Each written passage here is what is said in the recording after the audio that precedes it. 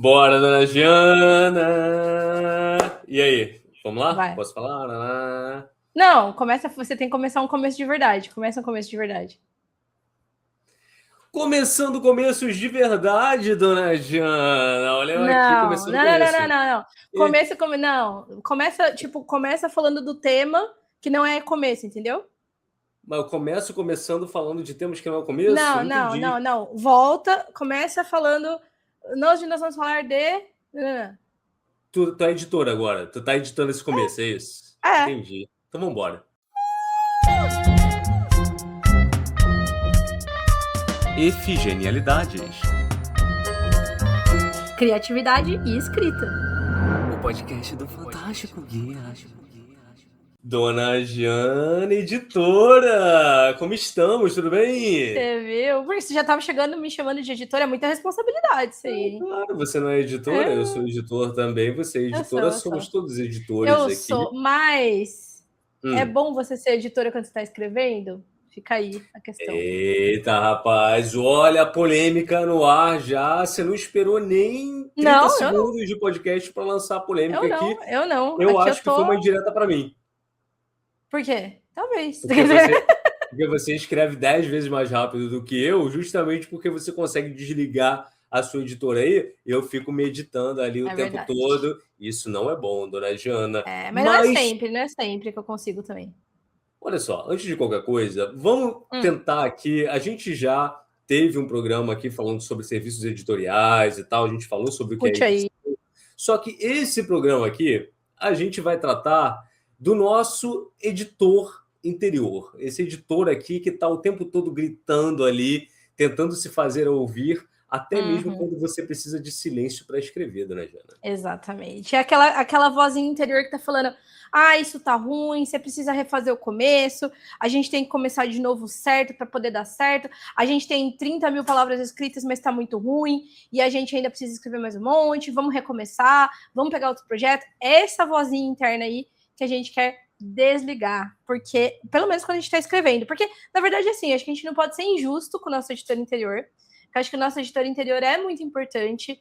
Se a gente puder falar uma coisa sobre. A gente falou, na verdade, né, no episódio em que a gente falou sobre contratar serviços editoriais, eu acho que mais importante, às vezes, do que você fazer uma edição, comprar uma edição de um profissional, é você fazer uma boa edição do seu próprio material antes de mandar ele para o mundo, né? Principalmente se você for, se você não estiver publicando ele de forma independente, se você for mandar para uma editora, se você for mandar para uma revista, para um edital e tudo mais. Então, não vamos demonizar o nosso editor interno, mas realmente ele pode ser um empecilho, ele pode ser um obstáculo Hum, para colocar hum. palavras no papel, se a gente deixa ele falar no nosso ouvido o tempo todo, que é o que geralmente acontece. É, dona Jana, mas eu gostei muito que você trouxe essa questão do quão importante é a gente ter o nosso editor ali ligado. A gente aprendeu muito na nossa trajetória editando revista. Eu Nossa, acho muito. que, dentre todas as experiências do mercado editorial que eu tive, a de editar uma revista foi a que mais acrescentou. Foi a que mais Sim, mudou a minha vida como escritor. Naquele momento que eu concordo. estava ali, né, e eu não estava sozinho, né? A gente tinha mais gente ali na equipe da revista. Depois, quando a gente fez a Mafaverna, a gente também estava trabalhando junto e tal.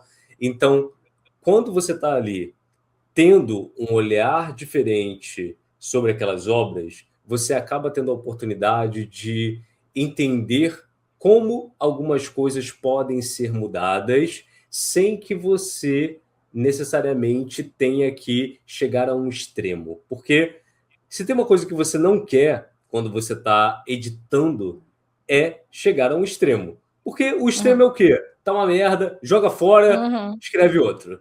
E não é esse caminho. Um editor está ali justamente para poder te ajudar aí a tomar decisões sábias que vão fazer com que essa narrativa flua de uma forma melhor. E ter esse editor aí dentro de você é algo que vai ser um diferencial, principalmente para isso que você trouxe, Diana, quando a gente está mandando esse texto aí para que outras pessoas possam olhar e avaliar. Sim, eu acho que uma das principais importâncias para mim do editor interno é não das principais importâncias, mas um dos principais aspectos que torna o editor interno muito importante é que é muito raro, na minha experiência, e eu acho que eu posso dizer que, em geral, é muito raro, que você comece a escrever uma história, principalmente se for uma história mais longa, sabendo exatamente o que você está fazendo. O que eu quero dizer com isso? Muitas vezes, a força motriz para a gente começar, ela vai envolver o fato de a gente não ter algumas respostas respondidas, a gente não tem algumas respostas para algumas perguntas, e a gente quer começar a escrever mesmo assim. Isso tem que ser super importante. Você tem que seguir essa vozinha, sabe aquele meme? Em algum momento, a vozinha da sua cabeça vai dizer, escreve esse livro mesmo assim, sem você saber exatamente para onde ele vai, e é importante que você escute essa voz. Então, por isso que, para mim, a própria edição, a edição interna, a edição, sua autoedição é tão importante. Porque quando você começa o projeto, você ainda está tentando entender o que aquele projeto é. Você vai ter, por exemplo, uma questão de subtextos que você vai só desenvolver conforme a sua obra está sendo escrita. E aí, no final da obra, você vai falar, tenho esse subtexto que eu acabei de perceber que ele existe. Eu quero que ele conste de forma mais intensa no resto da obra. Como é que você vai fazer isso, né? E aí o momento de editar é justamente você voltar e você ajustar essas pequenas coisas. Se você está escrevendo uma história com uma trama um pouco mais elaborada, um mistério, alguma coisa de crime e tudo mais, é muito importante que você tenha essa oportunidade de... Fifi, eu sei que você quer... Eu sei que você quer. Eu sei que você aparece aqui no podcast. Aparece. Era tudo que ela queria. Pronto, aparece no podcast. É isso. Mas é importante, então, a gente ter esse momento de edição aí. Não vamos editar a Fifi aparecendo, inclusive bocejo da Fifi. Deixa ela aparecer. Porque é importante não editar algumas coisas também. Exato. Mas só retomando a questão de editar para uma revista, isso me fez também perceber que você ter uma autocrítica muito ferrenha faz com que você não escreva. Se você está com um editor muito rigoroso ali, ligado o tempo todo, é paralisante. E aí, quando você está cuidando do texto de outras pessoas, você não pode ser esse editor. Porque se você é esse editor, você vai colocar o trabalho em risco. Se você está ali canetando tudo que todo mundo está trazendo, que a história não serve, que isso não sei o que não sei o que, você vai chegar num ponto no qual você não vai estar fazendo o trabalho de editor. E o trabalho de editor é um trabalho de curadoria. É um trabalho de você saber o que deve estar, o que não deve estar, o que pode estar em um outro lugar e o que a gente também pode fazer com coisas que estão colocadas ali de uma forma que nem sempre é a melhor forma para atingir o leitor. Então, o editor vai ter que lidar com todas essas questões aí ao mesmo tempo, e se a gente está falando de autoedição, e você está considerando tudo isso enquanto você está escrevendo, a última coisa que você vai estar prestando atenção é no que você está colocando no papel. Sim, sim. E a edição é um processo também de você saber quando negar aquela sugestão do seu editor interno. Então, por exemplo, a gente tem alguns livros, ou obras, enfim, que saem muito mastigadas. Por que elas saem muito mastigadas? Porque o editor interno daquele autor fica o tempo todo se perguntando assim, será que o meu leitor está entendendo isso aqui? Será que isso aqui está realmente claro? Acho que não. Deixa eu deixar mais claro aqui. Deixa eu deixar mais claro, mais claro, mais claro. E nesse processo, você vai transformando o seu livro num livro redundante, num livro em que a gente tem muita explicação desnecessária, num livro em que até a graça da coisa ali, às vezes até a confusãozinha, uma leve confusão que você queira deixar, uma leve dúvida tal, é deletado, sabe? Então, assim, o processo de edição interna, né, principalmente, quando você tem um editor externo, isso também tem que funcionar, mas o processo de edição interna tem que ser um processo muito bem avaliado, ele tem que ser muito bem... Cada edição, ela precisa ser pensada e repensada com o racional mais do que com o emocional, sabe? Então, eu vejo na minha fase de edição, por exemplo, é uma fase que eu costumo ter mais dúvidas do que na fase de escrita. O que eu quero dizer com isso? Na fase de escrita, eu tô tacando tudo ali no papel.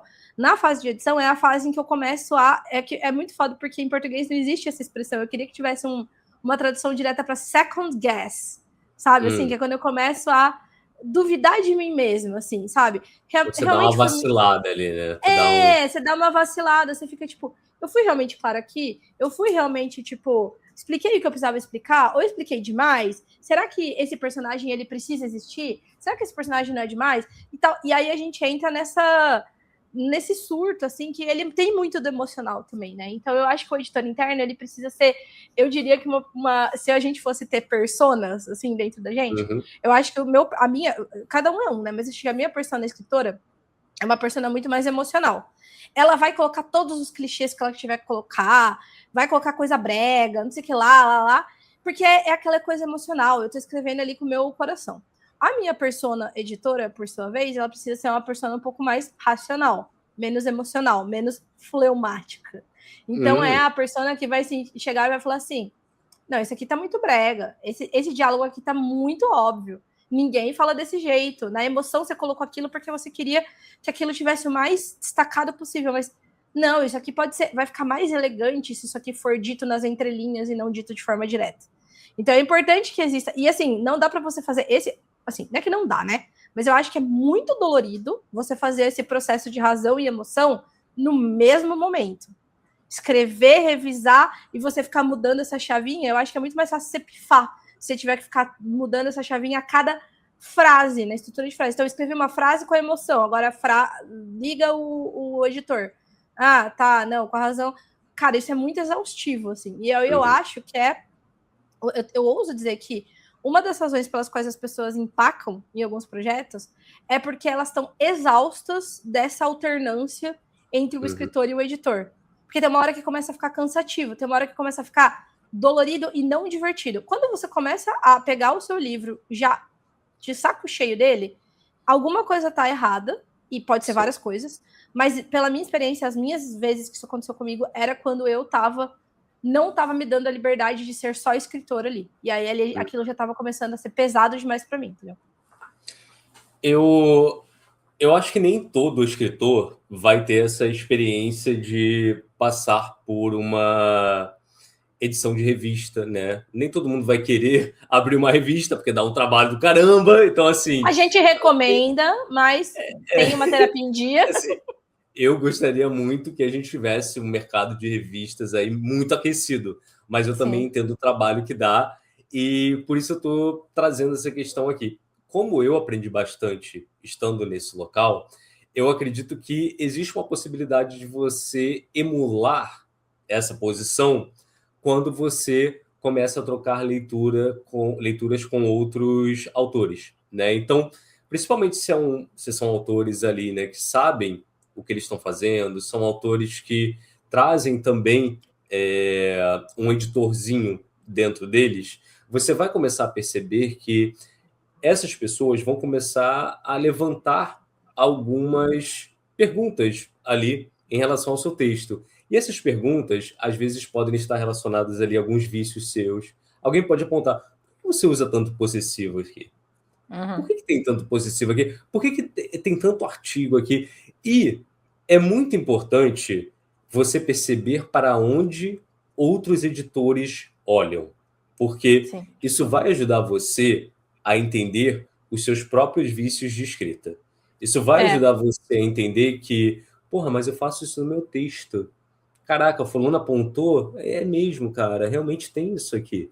Isso daqui é algo que eu deveria tomar cuidado, sabe? Porque é algo que eu tendo a reproduzir.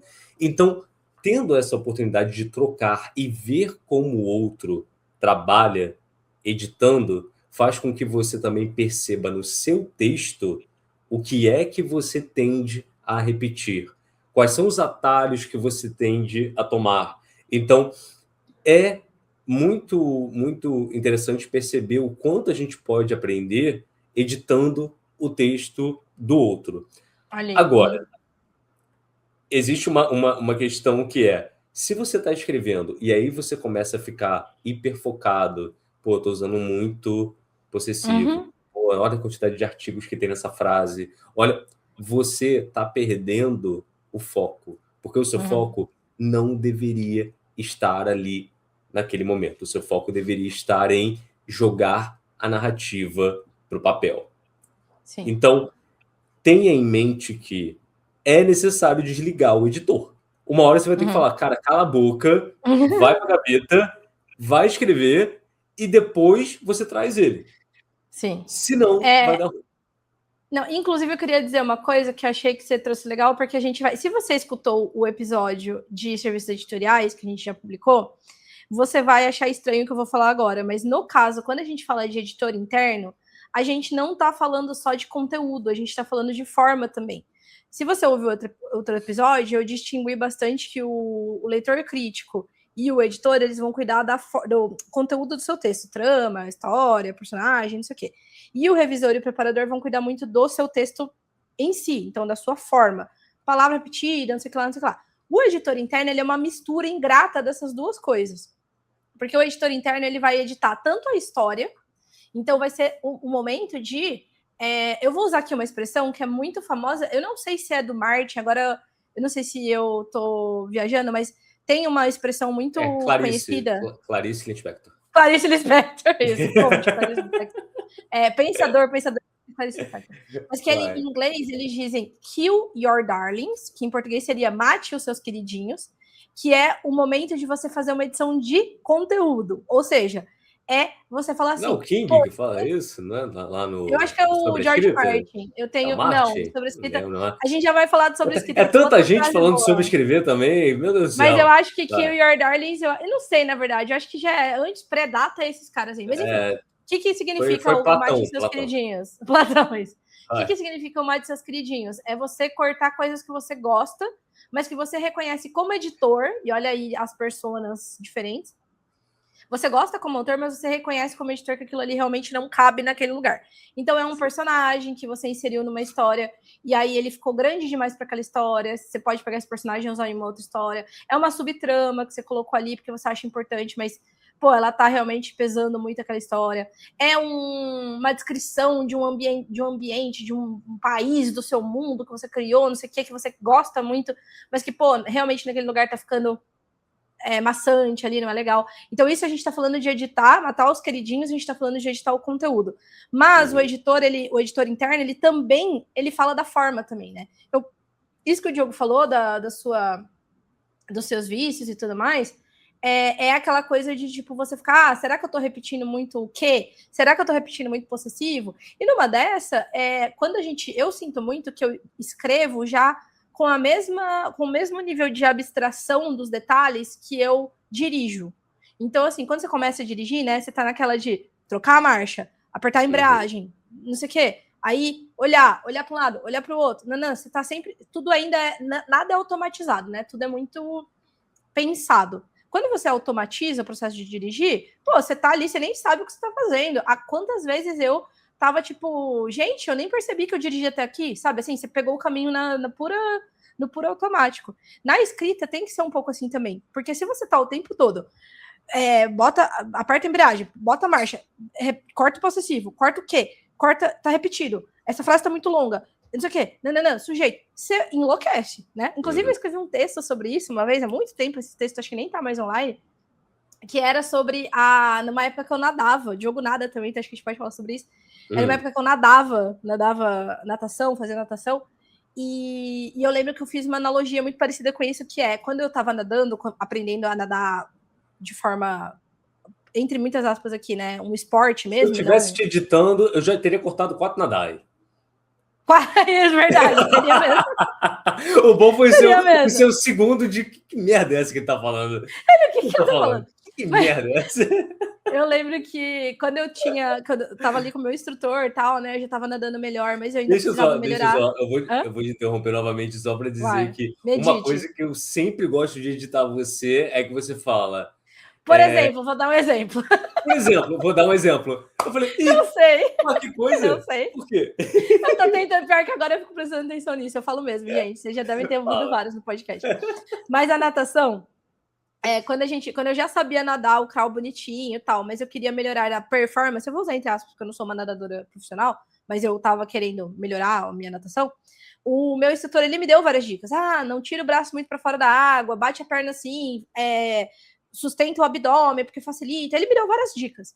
E eu lembro que no começo, quando eu tava internalizando essas dicas ainda, nadar era uma coisa muito infernal, assim, sabe? Tipo, porque eu ficava, mão tá indo muito fora, tá, mão tá certa. Respiração, abdômen, bater a perna, isso aqui. Eu perdi até a conta das voltas que eu tava dando na piscina, porque eu tava prestando atenção em muita coisa ao mesmo tempo. E aí, quando você vai fazendo aquilo repetidas e repetidas vezes, você vai automatizando. E aí, você nada, né, usando a metáfora da natação, muito melhor. Eu já tava nadando muito melhor. Eu realmente melhorei imensamente a minha natação, porque eu observei essas coisas, mas não que eu ficava o tempo todo prestando atenção nelas, né? Inclusive, assim, acho que eu vou dar uma dica aqui sobre edição interna, que uma coisa muito legal desses vícios é você saber que vícios são esses, que o Diogo comentou. Então, por exemplo, você acabou de editar uma pessoa que tem um monte de... que usa possessivo de forma excessiva. Se você identificou isso na sua escrita, anota num caderninho, deixa ali, faça um protocolo finalização do seu texto. O que é esse protocolo finalização do seu texto? Quando você terminar o texto, você segue todos aqueles tópicos para verificar se você não deixou espaço duplo, por exemplo, é uma coisa que eu faço, todo texto que eu termino, toda tradução que eu termino, eu dou um Ctrl F, espaço duplo. Eu procuro diminutivo, por exemplo, eu dou um Ctrl F em unha, para ver se eu não deixei muito diminutivo próximo. Eu vejo, às vezes não é a quantidade de diminutivo no texto, mas às vezes você bate o olho numa página e tem 5 diminutivos, tem 5 unhas.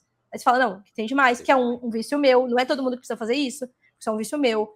Se você tem um vício num possessivo, na hora que você for fazer a sua releitura, presta mais atenção nisso. Se você tem muito vício de usar o quê, mesma coisa, dá um Ctrl F no quê e tudo mais. Então é legal ter essa listinha de vícios para você fazer no final. Porque isso, inclusive um dos meninos da técnica aqui, ele fala de journaling, de anotar as coisas e tudo mais.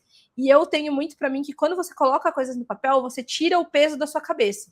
Então, se eu sei que eu tô preocupada porque eu tô ultimamente usando muito possessivo, escreve assim no seu papel, no seu caderninho. Revisar se há excessivos em excesso no meu texto. Possessivos em excesso no meu texto. Excesso de possessivos. Editor. Coloca isso no seu caderninho e tira esse peso da sua cabeça. Se livra disso. Coloca no seu caderninho. Dar um Ctrl F, procurar inha, porque eu uso muito diminutivo. Tira isso e deixa para uma fase final do tratamento do seu texto. Sabe? Eu acho que isso pode ser uma dica bem legal para, de uma forma simbólica, você retirar aquilo da sua cabeça e colocar no papel, sabe? Você dizer, não, depois eu vou ter um momento para fazer isso. Eu vou ter um momento, eu não vou esquecer. E eu não vou esquecer porque tá anotado. Entendeu? Exato. Exatamente. Eu acho que, tem um peso bom nisso de você colocar no papel para você saber que você vai fazer. Não é uma coisa que você tá ignorando, não é uma coisa que você tá deixando de lado. É uma coisa que você vai. Você quer tanto dar atenção para aquilo que você vai dar atenção para aquilo quando for o momento de fazer isso. Sabe? E claro, eu falei aqui do texto, mas você pode fazer a mesma coisa com vícios ou com problemas da sua trama. Então, por exemplo, chegou na metade do livro, você percebeu que a dinâmica entre dois personagens mudou? Sabe? Às vezes acontece, os personagens começam, eles são amistosos entre si, mas chega na metade do texto, eles já estão se bicando. Aí você fala, eu gosto mais deles assim. Eu acho que dá mais riqueza pro relacionamento deles. Aí você fica pensando, então eu vou voltar e eu vou mexer todas as interações desses dois personagens. Cara, isso é bobagem. Anota no papelzinho. Rever as interações do personagem A com o personagem B. Até porque, às vezes, você muda de novo. Eu falei da metade do texto, mas às vezes assim, você escreveu 5 capítulos de um jeito, mudou. Escreveu 5 capítulos de outro, mudou de novo pro jeito que era. E aí você vai mudar os 5 capítulos do meio, e não, né? E aí, se você já tiver mudado, começa a virar um rebuceteio ali de edição, que eu não acho que é uma boa ideia. Então, anotar caderninho, ou, obviamente, documento, não precisa ser um caderno físico. Você pode ter um documento no Word com tudo que você precisa mexer no seu texto quando você terminar. Ou então, uma coisa que eu costumo fazer também, às vezes eu deixo comentário do Word mesmo para mim mesma.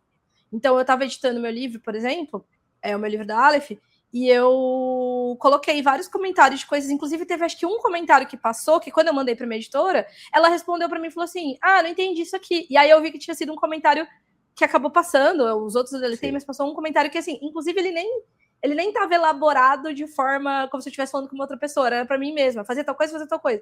Aí eu respondi para ela, não, esquece, isso aí era coisa minha, entendeu? E eu já tinha feito aquilo.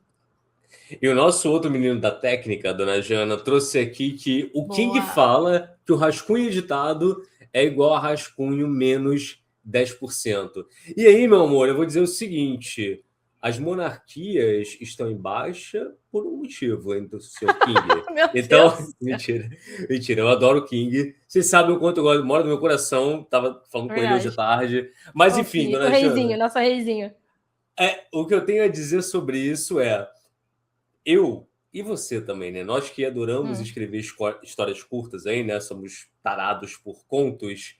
Cara, tem uma coisa que me ajuda muito de ter um editor ali de prontidão. Por quê? Eu não sou o tipo de escritor, aí já vai começar aquela palhaçada lá, você é jardineiro ou arquiteto, você é jardineiro. arquiteto, não sei o quê. Eu não sou arquiteto, tá? Mas também não sou jardineiro, eu sou escritor causeiro. Bota aí. Tem Caldeiro, hoje, isso. pode mudar isso depois também, né?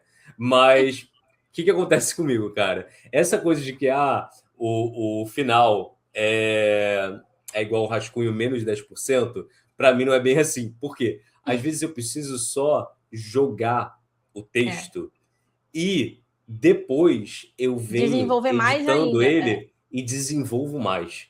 Eu desenvolvo Sim. na edição. Então, não é algo que tem que ser preto no branco, tá? Essa Sim. coisa de você, para mim, dá muito mais trabalho, tá? A forma como eu produzo é infernal, tá? Para minha cabeça, assim, É um pouco eu mesmo. não recomendo para ninguém, não sigam nenhum conselho meu em relação a isso, porque realmente, assim, não é fácil para mim, não é como se fosse a coisa mais prática e mais prazerosa do mundo, mas, assim, é o que funciona para mim. E Uhum. realmente o que funciona para mim é, às vezes eu tô lá escrevendo, eu não faço a mínima ideia de para onde eu tô indo. E aí, Uhum. conforme eu vou desenvolvendo aquilo ali, eu sei que tem outras coisas que eu vou ter que voltar, e eu vou ter que editar, e eu vou ter que mexer, e eu vou ter que reescrever e tal. Então, muitas das vezes, após a minha edição, eu tenho ali um acréscimo de 1.000, 2.000 palavras em um conto que vai ter no máximo ali 7.000, 7.500 palavras. Então, é muito importante para mim esse processo. É um processo que Uhum. funciona muito bem e me ajuda, acho que acaba suprindo aí essa minha, não vou dizer que é uma falha, né, mas acaba atuando aí de forma a complementar essa limitação que eu tenho de não ter a história toda, começo, meio e fim ali, assim que eu estou começando a escrever. Então, me ajuda muito ter esse lado editor muito apurado, porque às vezes eu tô ali e eu vejo, tá, eu só preciso jogar isso aqui, joguei, vai acontecer isso, isso, isso, isso, isso. Agora eu tenho o texto, agora eu vou para cima e aí eu vou editando. E conforme eu vou Uhum. editando, o texto melhora muito, sabe? É uma melhora Sim. absurda. O texto final, né, o rascunho final, acaba saindo ali até com, como eu falei, às vezes até 2.000 palavras a mais. Sim. Engraçado que isso é muito cada formato, né? Porque eu também costumo ter textos. Na edição eu não diminuo muito os textos, mas sabe uma coisa que eu já percebi? Que no processo, como eu sou arquiteta, tô brincando, eu não sou exatamente Hum, arquiteta, mas eu trabalho sim com outline. Como eu trabalho com outline, uma coisa que eu já percebi aqui do meu outline e o meu outline, a maioria das vezes, para histórias longas, pelo menos, ele é bem detalhado. Do meu outline para o meu rascunho, eu diminuo coisas. Olha que coisa engraçada. Porque eu acho que eu compenso o que eu diminuiria e o uhum. que eu acho que é ótimo, porque eu acho que eu otimizo, porque eu não escrevo aquilo e tenho que deletar depois, eu já deleto antes de eu escrever. Mas assim, eu coloco nas cenas um monte de coisa que eu quero colocar, nananana, e aí quando eu vou de fato escrever a cena, o capítulo, enfim, qualquer coisa, eu percebo que, tipo assim, não, isso aqui não precisa mais, então deixa quieto. Aí até, inclusive, eu tenho um método que quando eu tenho outline, para eu não me perder, conforme eu vou avançando, eu vou pintando no meu texto, no meu outline, o que eu já fiz, o que eu não fiz, mas eu quero fazer, porque às vezes eu coloco, no primeiro capítulo eu vou mencionar que o personagem aconteceu isso. Aí eu percebo que no primeiro capítulo não tem espaço, mas eu quero que aquela informação conste. Aí eu vou colocar no segundo capítulo. Então eu pinto de amarelo, tipo assim, voltar para cá, porque eu quero colocar essa informação. Mas tem muita coisa que eu pinto de vermelho. Tipo, não, corta isso daqui. E às vezes coisas inteiras, subtramas inteiras, ou às vezes coisas pequenas mesmo. De tipo, aí a personagem. Porque às vezes também eu tenho muita. Quando eu tô planejando uma história, eu tenho uma impressão, às vezes, meio errônea de quanto aquilo vai render em número de palavras. Então, tipo assim, Uhum. não, esse capítulo aqui vai ser rapidinho, é 1.000 palavras, eu faço esse capítulo. Aí, quando eu vou ver, eu escrevi 1.000 palavras e tô na metade do capítulo. Então, algumas coisas eu coloco no outline, às vezes, para dar uma enchida, para o capítulo ficar mais ou menos do mesmo tamanho dos outros, e eu percebo que eu não preciso mais daquilo, aí eu já corto. Então, Uhum. eu entendo muito o que o King fala, porque eu percebo que no meu processo de criação, eu tendo a ser mais redundante e mais prolixa, que é uma coisa que eu sou na vida real, inclusive na fala, eu costumo ser muito prolixa. Então, o meu momento de cortar, eu vou ter que cortar coisas, porque eu vou ser redundante e vou ser prolixa no meu texto. Só que eu gosto de antecipar ao máximo, em termos de trama, isso que vai acontecer. Aí depois no texto, quando eu tô editando, fazendo a última edição, eu geralmente coloco coisa a mais também, porque assim como o Diogo, eu já escrevo tudo que eu quero escrever. Mas às vezes, na minha edição final, eu quero amarrar uma coisa que eu falei lá na frente, então ficou faltando uma descrição aqui no começo. Essas coisas mais de amarrar coisas de detalhes. Eu geralmente preciso acrescentar palavras. Mas eu percebo que, por outro lado, eu também corto coisas que estão redundantes no texto também. E aí acaba que o meu texto fica mais ou menos do mesmo tamanho. Porque eu corto coisa, mas eu boto coisa a mais. Entendeu? Eu passei agora por um processo de edição lá na gringa, que os editores editaram o meu texto bastante, tipo, tiraram 2.000 palavras. Só que eles fizeram sugestões para eu acrescentar coisa. E eu lembro que eu fui e acrescentei 1.000 palavras. Ou seja, acabou que cortou 2, mas acrescentei mais 1.000. Então ficou só 1.000 menor, sabe? E eles estavam de acordo com isso, porque realmente eram coisas que na própria edição exigia que eu acrescentasse mais palavras para fazer sentido, entendeu? E algo que eu acho que a gente acaba tendo um privilégio é de ter um editor em casa. Além do nosso auto-editor, você tá mutada, não sei se você tá ligada, mas... Eu sei. Verdade. É porque eu ouvi você falando de lá, eu falei, ué, mas não saiu aqui? É que eu tava... Como assim? Mas eu acho que a gente tem esse privilégio, porque, para quem não sabe, obviamente a gente acaba se editando, não em todo o texto, muito. porque às vezes não dá. Sim. Também, né? Às vezes a gente tem outras coisas para fazer, às vezes a gente está com outras demandas e tal, e tem que entregar, não vai dar tempo do outro ler e tal, e tá tudo bem, mas eu gosto muito de ter uma editora em casa. E eu sei que a Jana também gosta de ter a minha opinião. Só que a gente edita de formas muito diferentes. Eu queria que você destacasse, dona Jana, quais são as nossas diferenças quando a gente está editando o texto um do outro. Eu acho, mas em termos de comportamento ou de técnica, assim? Que você quiser mencionar com você. Porque eu acho que você é uma pessoa muito... Você edita me desafiando, tipo... Mas por que isso aqui tá aqui desse jeito? Por que isso é assim? Você me dá mais provocações do que soluções diretas, tipo... Posso ir mencionando por quê? Mencionando por quê? Pode. Tá, o porquê de eu fazer isso? Eu acredito que vem numa coisa de professor, assim, sabe? Pode Porque, ser. como professor, eu não tô ali para ensinar. Eu tô ali para provocar algumas vezes. E aí, eu acho que, pelo menos quando a gente está trabalhando com o texto, né, de um igual, você não está ali para ensinar nada. Você não está ensinando o que a pessoa tem que fazer. Mas você conhece o potencial daquela pessoa. Sim. Então, assim, às vezes eu acho que é importante você saber onde é que dá para você dar uma estressada, onde é que dá para você dar uma cutucada, assim. Porque não é uma questão de estar certo ou errado. A Jana sabe muito bem o que ela está fazendo. Ela sabe bem. O que a gente precisa eu sei que ela faz melhor do que ela fez. E aí eu vou cutucar. Sim. Sim. Então eu acho que você vem mais com essas provocações, assim, tipo, por que isso é assim? Por que você fez assim? Por que você não faz? E às vezes eu até fico frustrada, a gente brinca disso. Nossa, é uma brincadeira interna, porque às vezes eu não sei responder. Isso é um grande problema, entendeu? Por que isso é assim? Porra, não sei. Então descubra e veja se você tem que fazer alguma coisa com isso. Já o meu método de edição, ele já é um pouco mais... Primeiro que eu acho que eu mexo mais no texto do que você, em comparação. Sim. Não mais no texto do que na forma, mas eu acho que eu pitaco mais no texto, e aí, de novo, vamos lá, tem uma justificativa para isso, que eu acho que é os meus anos como tradutora e preparadora de texto. Eu tenho uma... eu gosto, sabe? Eu tenho prazer de falar, eu acho que isso vai ficar mais gostoso dessa forma, é uma coisa que eu gosto de fazer. Então, eu acho que eu mexo ali no seu texto, e eu criei essa liberdade e essa segurança de fazer isso, principalmente em textos em inglês, com você mais recentemente, conforme eu fui ficando mais à vontade com o inglês também. Então, eu acho que eu mexo mais no texto. E eu, geralmente, em vez de eu questionar muitas coisas para você, eu já falo assim, isso aqui eu não entendi, eu acho que você poderia fazer assim, assim, assado. Isso aqui eu acho que você poderia fazer assim. Aqui, eu acho que isso aqui pode tirar. Eu faria isso. Eu sugiro muitas coisas, assim, e é a mesma coisa. Eu sei que você sabe o que você está fazendo. Tanto que a maior parte das minhas sugestões são coisas assim. Eu acho que dá para fazer assim. O que você acha de fazer assim? É uma coisa um pouco mais... Eu acho que eu faço coisas mais pontuais e você faz coisas mais gerais. Tipo, por que esse personagem se comporta dessa forma? E eu já falo assim, por que aquele falou essa palavra e não essa? Por que esse diálogo tá aqui e não aqui? tipo, meio que um pouco mais pontual e mexe mais no texto. Você mexe mais no grande conteúdo da coisa. Você mexe no texto também, principalmente no inglês, porque você tem um conhecimento muito valioso, assim, mas né? algo que eu aprendi que eu tenho que dar uma regulada é justamente em mexer no texto do outro, sabe? Porque esse meu lado editor, ele é extremamente crítico comigo. E aí, eu sei que eu tendo a paralisar de tanto que eu quero mexer no texto. Então, quando eu estou mexendo no texto de outra pessoa, eu tento ao máximo não dar palpites no texto em si. Eu seleciono, eu falo, olha, essa frase não está funcionando, isso daqui não está funcionando. Porque se eu botar a mão para mexer, a minha tendência é querer fazer do meu jeito. Tudo. E eu não acho isso legal. Isso não é legal, nada legal.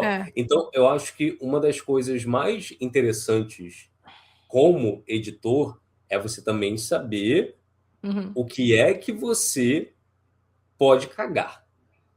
Porque um editor tem um poder gigantesco de dar umas cagadas. Então, assim, se você conhece que, porra, se eu for pegar esse texto aqui, eu for mexer nisso aqui, eu vou fazer merda. Então, faz o mínimo. Bota a mão até onde você não vai tornar aquilo ali inviável. Porque se você está fazendo isso, você não está sendo um bom editor, você está só jogando contra aquele processo criativo. E eu acho que isso também se explica pelo fato de eu ter experiência de preparação em editora, sabe? Porque eu acho que, tipo, na editora você precisa mexer no texto, não alterar o texto do tradutor, no caso, a maioria das vezes que eu fiz foi de tradução, eu fiz algumas preparações, inclusive eu preparei o livro da Paola Siviero, inclusive, falando de livro, além do link do livro da Paola, que eu vou deixar aqui para vocês no comentário fixado, a gente vai deixar também o link do Sobre a Escrita, porque é um livro que a gente mencionou. Ninguém leu. Sobre... Ninguém leu. Ninguém leu. Ninguém leu sobre a escrita. Sobre a escrita? Quem leu sobre a escrita? Né? Inclusive, a gente nem mencionou. É um livro desconhecido. Né? Ninguém leu, ninguém conhece. Inclusive, leu. A gente não falou essa frase, mas um dos meninos da técnica trouxe aqui essa frase que é maravilhosa, que o Stephen King fala sobre a edição, né? Que é: escreva com a porta fechada, reescreva com a porta aberta. Então, esse reescreva que ele diz aqui é o edite. Ou seja, escreva sem opinião de ninguém, nem do seu próprio editor interno.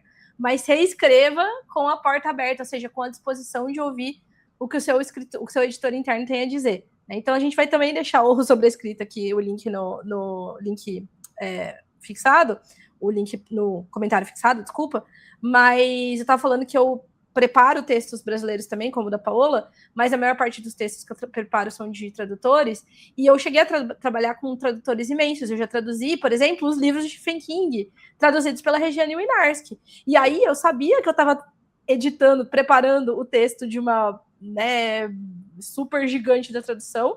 Eu sabia que eu não podia mudar a voz dela, mexer em nada, mas eu sabia que eu tinha uma imensa responsabilidade de tornar aquele texto melhor, e ali no que o leitor vai esperar, entendeu? E isso, como uma tradutora que sabe que o meu texto vai ser preparado, isso é essencial. Então, eu acho que eu desenvolvi um pouco também o meu limite, ele é mais esticado, assim, até onde eu posso mexer, porque eu sei já onde eu sei onde eu extrapolei, onde eu fui longe demais, entendeu? Eu já aprendi, assim, sabe? Temos mais dados aí que foram trazidos pelos meninos da técnica. Né? O menino da técnica disse que o Stephen King fala sobre a escrita, que a primeira versão dele, nem a esposa, que é a leitora beta dele, lê. Ou seja, é portas fechadas mesmo. E eu acho que eu sou assim também. A primeira versão do meu texto que você lê, por exemplo, geralmente é um texto que eu escrevi, revisei, reli e mexi nele. E aí eu mando para você sabendo que eu vou mexer, mas eu já dei uma primeira linha. Não, eu te entrego a primeira coisa que saiu. O rascunho mais rascunho, você acaba lendo. Mas você escreve de um jeito diferente que eu. Sim, então, mas você sabe que você pega, porque depois eu vou pegar ainda, consolidar um monte de coisa e tal, não sei o quê. Então, é muito legal isso, porque a gente tem processos diferentes. Sim. Mas eu acho que ao mesmo tempo que a gente tem processos muito diferentes, a gente se complementa de uma maneira muito legal que já permitiu a gente escrever a quatro mãos. Exatamente. Várias vezes e com resultados legais. E funcionou. Em que a gente funcionava muito como um escrevia e o outro editava praticamente. E aí, momentos que os dois escreviam, momentos que os dois editavam. Eu lembro que o primeiro texto que a gente fez isso, que é o Sapucaí, que vai ser publicado, inclusive, lá na gringa, inclusive, no Mercado Anglófono, A gente teve uma Não última... só na Fantasy and Science Fiction. Na Fantasy and Science Fiction. Olha isso, Daniel. Chique demais. Uma das Esse revistas texto, mais conceituadas de fantasia e ficção científica lá fora. uma das grandes que já publicou só na mão. Esse conto a gente escreveu a 4 mãos, um escreve um trecho, o outro edita, mas eu lembro que foi um dos primeiros textos que a gente entrou em vídeo e a gente editou o texto juntos, do começo ao fim, palavra por palavra. Tipo, aqui eu acho que tem que ser assim. Não, aqui vamos botar uma vírgula aqui? E se for ponto e vírgula? E eu lembro que a gente parou de fazer isso por um tempo, principalmente porque a gente não está escrevendo tanta 4 mãos. A gente vai mudando mas também, isso já né, aconteceu. De trabalhar. Isso acontece. Isso acontece. Isso é bem legal. Foi bem legal, meu amor, e agora eu vou dar trabalho para quem vai editar isso aqui, dona Jana. Como é que a gente dá trabalho? A gente sai de foco, aqui, ó, vou dar uma sumida. A gente sai de foco, a Fifi entra no meio da... Fifi. Então, Fifi aparece. Trabalho agora de quem vai editar isso aqui, porque eu fui, dona Jana. Eu fui, também. Fui embora. Bora. Tchau.